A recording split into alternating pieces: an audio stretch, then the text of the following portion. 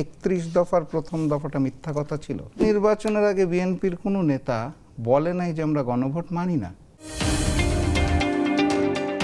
বিএনপির রাষ্ট্র মেরামত কাঠামোর 31 দফা 1 নম্বর দফাটা কি?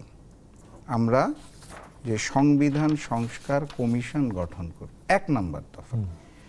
এখন ওনারা বলতে চাচ্ছেন যে সংবিধানকে সংস্কার করা যায় না, সো এরকম কোনো পরিষদ গঠনের প্রয়োজন নাই, আমরা শপথও গ্রহণ করব না, করে নাই ওনারা। আচ্ছা, তো এখন তাহলে কি 31 দফার প্রথম দফাটা মিথ্যা কথা ছিল? আমি আসলে জানি না। আমার দ্বিতীয় যেই পয়েন্টটা সেটা হচ্ছে গণভোট অধ্যাদেশ অথবা গণভোট জাতীয় নির্বাচনের সাথে একই সাথে হতে যাচ্ছে। আমরা তো তৎকালীন 8 দল দাবি করেছিলাম গণভোটটা আগে হোক জাতীয় নির্বাচনে, তারপর জাতীয় নির্বাচনের দিনই দেওয়া হলো। তখন বিএনপি স্টেটমেন্ট দিচ্ছিল আগে করার কোনো প্রয়োজন নেই, অনেক টাকা খরচ হবে, একই দিনে হতে হবে। তো সরকার তো বিএনপিরটাই মেনে নিয়েছে।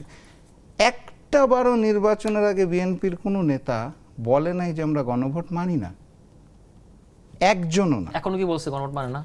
না, আমি আসছি। ইভেন এটাও আমরা জনাব তারেক রহমানের মুখে শুনেছি একটা বক্তব্যে, একটা নির্বাচনী প্রচারণায়, সেটা হচ্ছে যে গণভোটে আপনারা দয়া করে হার পক্ষে ভোট দিবেন। এখন গণভোটে যেই 4টা পয়েন্ট ছিল, সেই 4টা পয়েন্টের উপরেই তো হা না হয়েছে। তো আমরা যেটা শুনতে পাচ্ছি যে জনগণ না বুঝে হাতে রায় দিয়েছে, ওই 4টা পয়েন্ট বুঝেই নাই। তাহলে কি জনগণ 31 দফাও বুঝেছিল বিএনপি? 4 দফা যদি না বুঝে থাকে তাহলে 31 দফা তো হয় না, 4টা পয়েন্ট মাল্টিপ্লাই করতে হবে। 4টা পয়েন্টের এগেইনস্টে আবার অনেকগুলো পয়েন্ট ছিল, 48টা, রাইট। কিন্তু ওই 4টা লাইন তো আপনাকে পড়ে না বুঝেই ভোট দিয়েছে এরকম দাবিও আমরা শুনতে পাচ্ছি, যে বুঝে নাই, হাতে দিয়ে দিয়েছে। আমি যদি এমনি রাগ না করেন বা না করেন, আচ্ছা আপনি নিজে কি পরিষ্কার ছিলেন ওই 4টার এগেইনস্টে যে 48 যে বিষয়গুলো এসেছিল?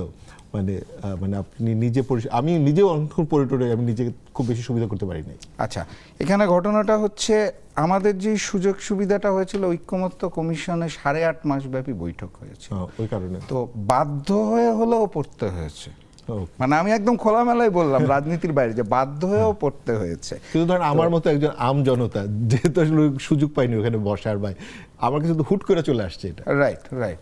সো এই যে 4টার এগেইনস্টে 48টা বিষয় যুক্ত করা হয়েছে, আমাকে যতটুকু সময় দিয়েছে ওটা সিল দেয়ার, এই 48টা বিষয় বুঝে আর তার আগে যতটুকু সময় আমাকে প্রচারণা দেয়, আসলে আমার জন্য পসিবল ছিল না, এই জন্য জিজ্ঞেস করলাম। না, রাইট। তো তাহলে নির্বাচনের আগেও তো পুরো বিষয়টা নিয়ে প্রচারণা করা হয়েছে, ব্যাপারটা এরকম না। কিন্তু বিএনপি এগুলো নিয়ে কিছু বলেনি। সরি, বিএনপি এগুলো নিয়ে কিছু বলেনি। এক্স্যাক্টলি, আমি সেটাই বলছি যে বিএনপি এগুলো নিয়ে কিছুই বলেনি, যে এটা ভালো, এটা মন্দ, এটা হবে, এটা হবে না, এটা মানবো, এটা মানবো না, বা গণভোটের প্রয়োজনীয়তাই নাই, কোনো স্টেটমেন্টই আসেনি। আমরা শুনেছি দয়া করে গণভোটে হার পক্ষে ভোট দিবেন, জনাব তারেক রহমান বলেছিলেন প্রচারণাতে। তো এখন নির্বাচন পরবর্তী যেই অবস্থানটা, সেই অবস্থানটাকে আসলেও নির্বাচনের পূর্ববর্তী অবস্থান কিনা, এইটা নিয়ে তো আমার মধ্যে একটা শঙ্কা রয়েই যাচ্ছে। আমি তো আশা করেছিলাম যে বিএনপি রাষ্ট্র মেরামত কাঠামোর 1 নম্বর তাদের দফা দাবি অনুযায়ী সবার আগে উৎসাহের সাথে শপথ গ্রহণ করবে সংবিধান সংস্কার। এখন শোনা যাচ্ছে সংস্কার আসলে করা যায় না, সংশোধন করা যায়। নানাবিধ শব্দ, নানাবিধ আইন, নানাবিধ সংবিধানের ধারা, যদিও আমরা শেখ মুজিবের ছবি পিছনে লাগাবো না, ওটা সংবিধানে আছে, কারণ ওটা আমার পছন্দ না। কিন্তু যেটা আমার পছন্দ সেটা আমাকে মানতে হবে, এটা হচ্ছে আমাদের নতুন সংবিধান।